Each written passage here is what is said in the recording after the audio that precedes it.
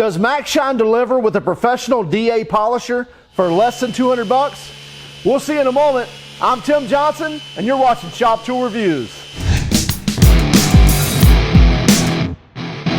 This is the Maxshine Shine Master M15 Pro dual action polisher. Now this is less than 200 bucks, and we've been hearing great things about it, so we put it out in the field and actually tried it for the last few months.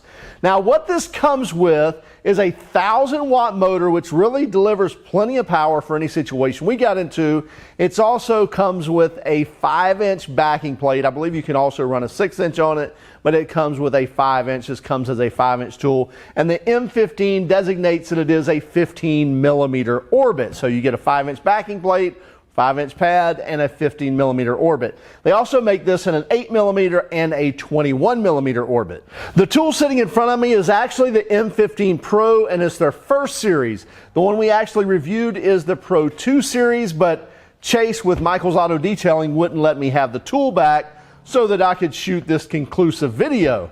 So that's why we have the Pro 1 series sitting in front of us, but everything we talk about, unless we specifically say the Pro 1, we're talking about the Pro 2 series, which is the actual one that we reviewed.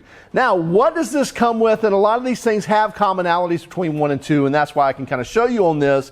You get a rubber grip on the end here, so your end grip has that rubber overmold, as well as your handle here on the back side is rubber overmolded as well. And then even the trigger has a rubber overmold, so it doesn't just slide off. It's not just a plastic trigger.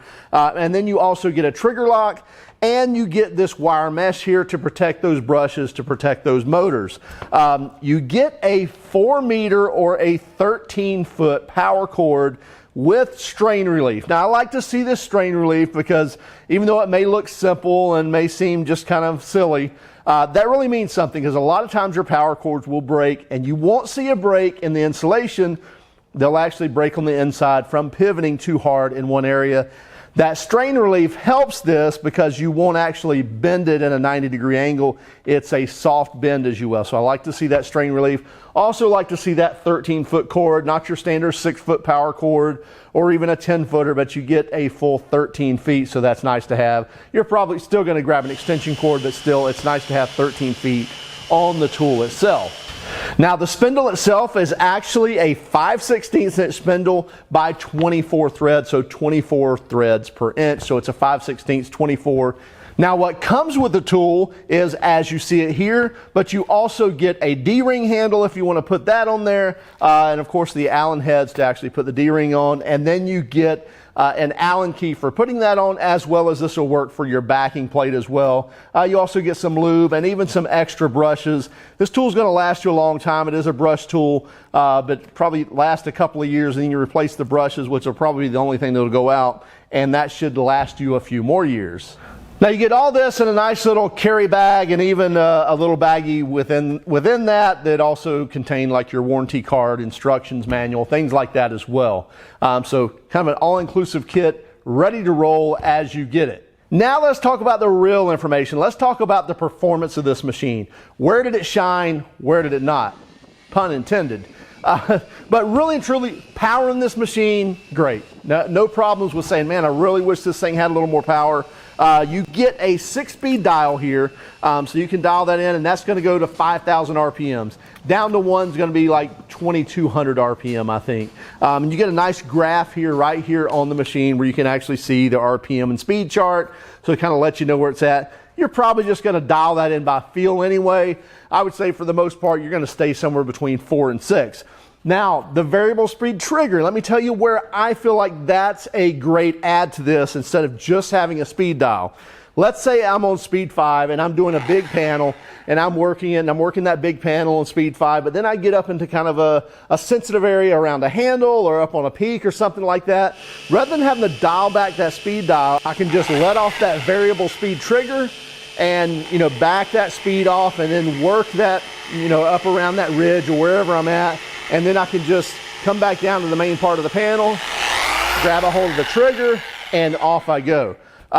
Also soft start technology. So you'll see here that when I pull the trigger in electric motors, they are 100% torque right away. So by nature, an electric motor has, their torque curve is just instantaneous. As soon as you pull the trigger, it'll take off. Well, this has got soft start technology. You'll see I'll pull the trigger wide open, and it takes a second or second and a half for that RPM to ramp up to where it needs to be or to where you've called it to be. Now, that's built into the motor, that's built into the electronics to do that, because that's going to help with two things. It's going to help with fling off, so when you're initially priming the pad or initially putting some polish on the panel, it's going to have less fling off by working that in before just jumping up to 5,000 RPMs.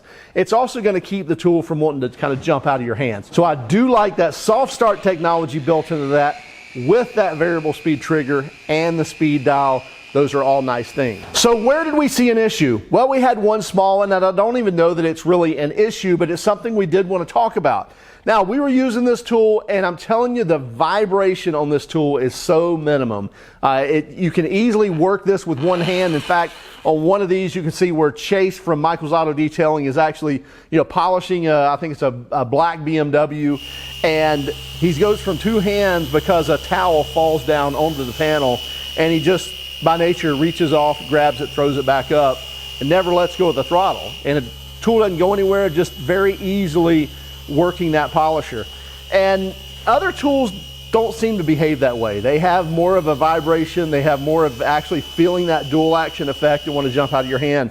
But anyway, so vibration is excellent on this, meaning there's very little. Now, one thing we noticed that really all of a sudden one day it just started vibrating, and I mean shook. I shouldn't say violently, but compared to what it normally does, was definitely noticeable.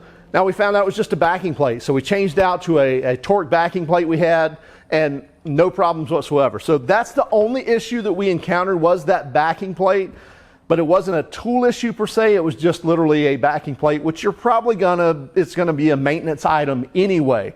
Now let's talk about also, orbits or dual action, because we're starting to see some machines that have a fixed rotation within their orbit pattern. I just want to be clear on this. This is not a fixed rotation machine, and that's not good or bad. It's just you want a fixed rotation for some things, and you don't always want a fixed rotation. So let me show you what I mean by that. This is a dual action, meaning it orbits and it rotates. Now, the orbit is always going to happen. It's always going to have those 15 millimeter orbits. Nothing's going to stop that from that.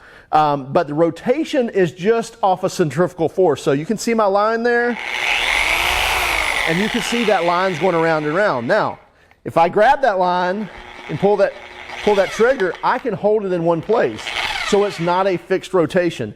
A fixed rotation machine actually has a gear in there that will drive that, and so you'll have a forced rotation at the same time as you're having that forced orbit. So this is not that. This is a true dual action machine, like most dual actions, but again, you're starting to see some fixed rotation or forced rotation machines out there. This is not that. So where do we think this polisher sits? Well, I'll tell you, the value is excellent, meaning you're getting a low cost machine, so for less than $200, but you're also getting a very good, if not excellent, performing machine as well. So you combine the cheap price with excellent performance, and you get just a great value. So we could definitely recommend this tool. It's a definite pro tool because this thing's in use 5, sometimes 6 days a week, and it's the go-to tool for that specific detailer for Chase. This is the go-to tool for him day in and day out. Very rarely is he not using this on a car that he's detailing. Like I said, sometimes that includes a Saturday. So Monday through Friday, sometimes Saturday, and this tool is always used. It's held up very well. Again, for the less than $200. So be sure to check out the ShineMaster M15 Pro at MaxShineCarCare.com. Also keep track of us on Instagram, Facebook, and Twitter.